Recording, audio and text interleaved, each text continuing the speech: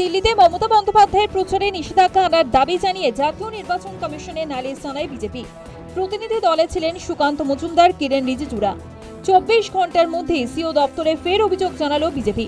মঙ্গলবার সিও দপ্তরে অভিযোগ জানান শুভেন্দু অধিকারী, শ্রমিক ভট্টাচার্য, শিশির বাজুরিয়ারা। প্রচারে মমতা বন্দ্যোপাধ্যায় বাড়ির মহিলাদের হাতা খুন্তি ব্যবহার নিয়ে তাৎপর্যপূর্ণ ইঙ্গিত দিয়েছিলেন।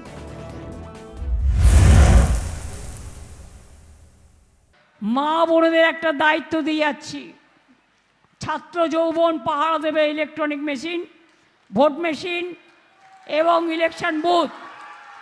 আর মা বোনেরা কি করবে? ইলেকশনের দিন সকাল থেকে যতক্ষণ ভোট কাউন্টিং মেশিনে না পৌঁছাবে মা বোনেদের পাহারা দিতে হবে।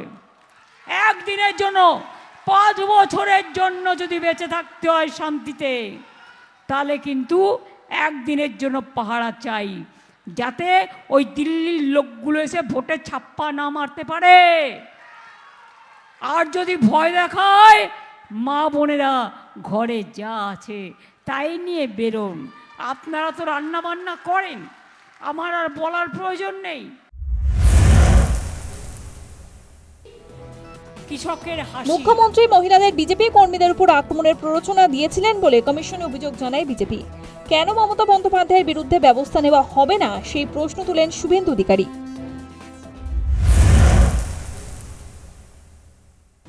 কেন্দ্রীয় আধা সামরিক বাহিনী বা ভোটের কাজে নিযুক্ত নিরাপত্তা বাহিনীদের বিরুদ্ধে তিনি বিশেষ করে নারী শক্তি মহিলাদেরকে লেলিয়ে দেওয়ার কথা বলছেন।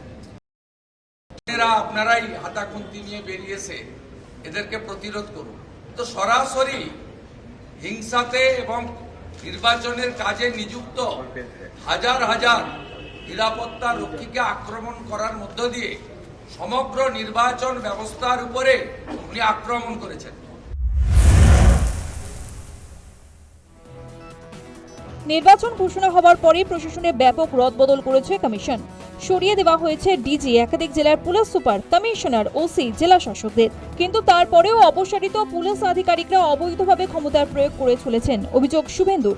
2 পুলিশ কর্তার নাম করে শুভেন্দু অভিযোগ করলেন, বিজেপি নেতৃত্বের ফোন ট্র্যাক করছেন তারা।